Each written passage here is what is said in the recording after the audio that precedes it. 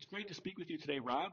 Today I'm looking forward to hearing your views on the topic of the challenge with recruiting drivers in the intermodal cartage business. Can you start by providing a brief background of yourself? Sure, Dustin. Thanks for the opportunity. I started in the business in 1987 with a small company in Nashville, Tennessee.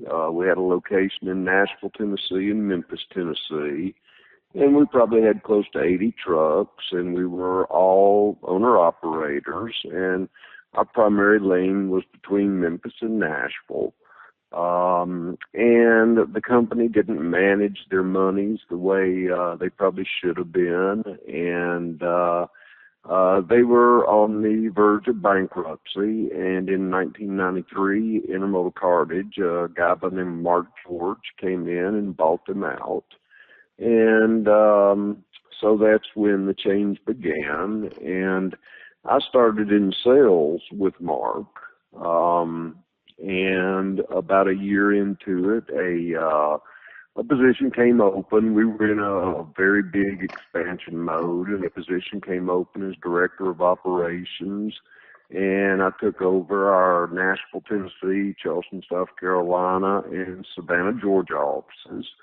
And I stayed in that position until 2000. We grew it to between 300 and 400 trucks. Sales grew every year, and we continued to buy company trucks because at the time we sensed there was trouble with owner operators, not near as bad as today, but it was just getting harder and harder to recruit them. And the reason being for that is the people that we do business with, a lot of them, the steamship lines, would depress the rates, and they would a lot of times just go with the cheapest rate. And I'm operating facilities that are 100 acres. They're paved, they're lighted, they have cameras for security. I mean, we offer all the EDI there is. And so we have a lot of expenses out there that the smaller agency-type operations don't have. And they pay their drivers a little bit different than we do, and we pay a fair wage, and we're probably in the top 1/3 of what we pay. But we don't, other than being able to tell a driver that my biggest advantage is you could be home every night, I can't sell them on the financial benefits of working for us or anybody else in our industry, to be honest with you. So there are not as many as what I call true competitors, like Intermodal Cartage in the market, as there are these agency operations that run 20, 25 trucks. And as we've gone through the years, I guess when I first started, the average age of our owner-operators was probably 35, 40 years old. And after 25 to 30 years in the business, I look at it now, and the average age of the drivers is 50 to 60 years old. And I see it every day. I get very involved in the recruiting of trucks, and I always ask 3 different questions. I ask them how much their truck payment is. If they tell me it's $1,700 a month, they don't need to work for me. They can't make that kind of money just because the rates are so depressed. Secondly, what do they do for medical insurance? That's important. And then thirdly, I want to know the age of their trucks, because, the older the truck gets, the more maintenance there is on a truck. And it costs anywhere from $3,000 to $5,000 from the beginning of the hiring process till you get the guy on the road. And so we take that pretty seriously, and I don't want to I don't want to make a mistake on the front side and have the guy quit on me after working for 3 or 4 weeks. So that's very important to us.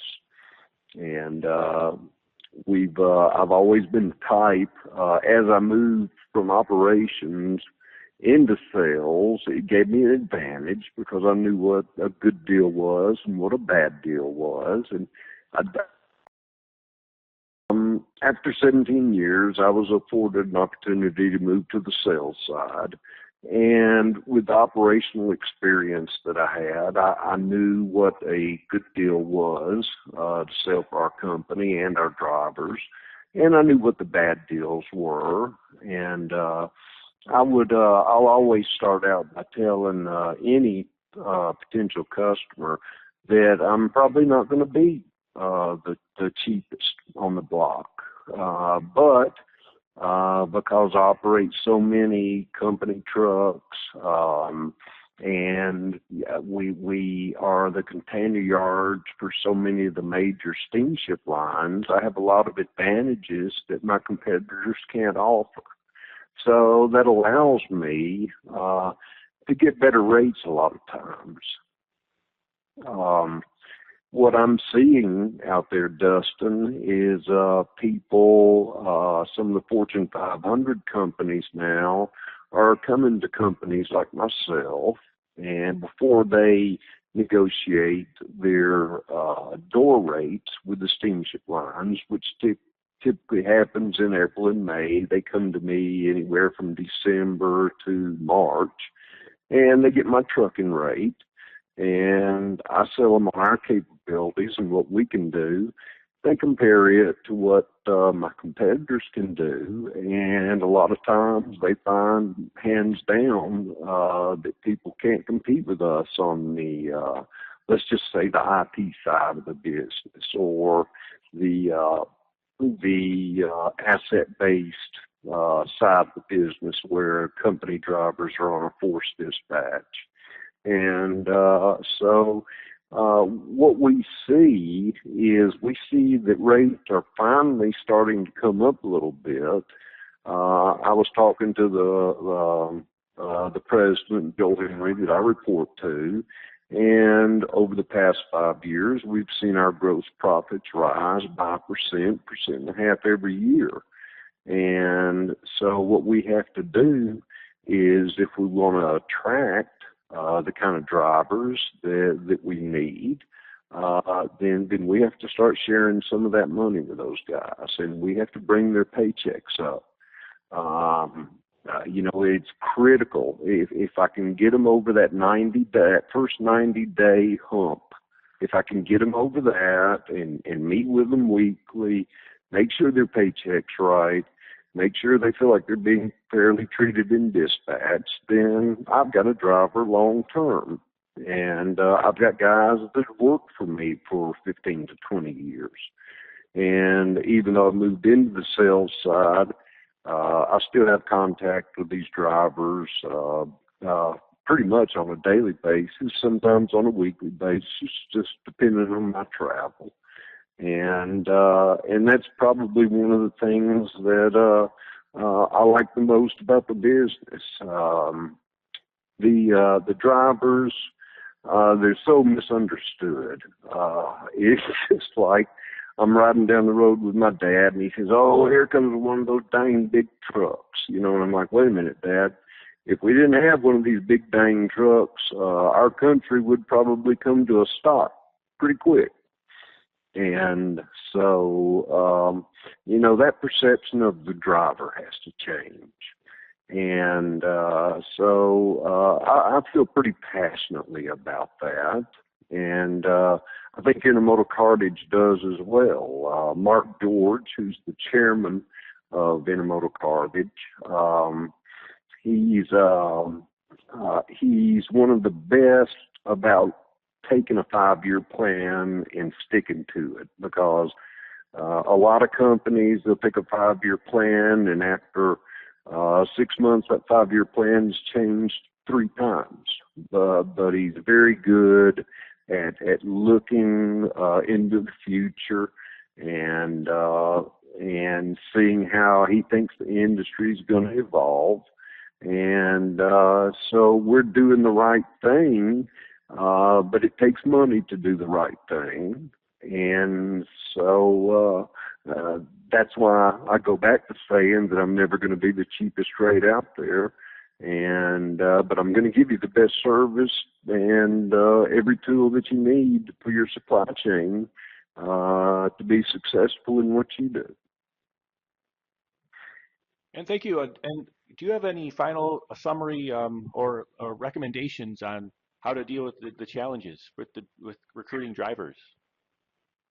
Well, I think what we have to do is, and I've always been a strong advocate of this, we're working with blue collar uh, employees, to be honest, and we have to help them financially. And I think it would be a smart move that we had some kind of financial planner that worked with these guys. We have a lease to own program, and it basically does a budget for them. And we've had great success with this. We accrue money for their tags, which cost $1,300 a year. We know that maintenance on their tractor is going to cost them 6 cents a mile a year. So we basically set a budget up for these guys, and then at the end of 3 years, they own the truck, and hopefully they've learned from how we've done things. Hopefully they've learned how to be successful and make the kind of money that they want to make, because we have seen their net monies, their bring home monies, we've seen it decrease every year over the last 15 years, I'm going to say. And but now we're starting to see it level out and even grow in a lot of cases. So I think that's very critical. And a guy that just it's real important to me. I don't hire a guy that's had 5 jobs in the last 3 years, because he's always looking for the grass that's greener on the other side. I want somebody that's been with the company for 3, 5, 6 years, but is just looking for a change, looking to be at home a little bit more because he has children growing up. And so that's what I think is very, very important for us and for a lot of people out there. And then as far as the companies that are asset-based, they're offering, just like we are, they're offering a 401k plan. They're offering medical, dental, eye insurance, and that's important. And it has to be a good plan. It has to be as good a plan as the office employees have. And we've been able to accomplish that. So our turnover ratio last year was 49%, well below the national standard. And we're looking forward to even improving on that this year. And it's critical because if we don't have the drivers, then I don't know if they need Rob themselves anymore or not. So that's what I'm very passionate about. And they put the paycheck in our pocket, is what I've always told my people. And some of them haven't agreed with me, and we've had to part ways. But once they understood, then you could grow the operation the way you wanted it to grow. And thanks, Rob, for sharing today. Oh, I appreciate you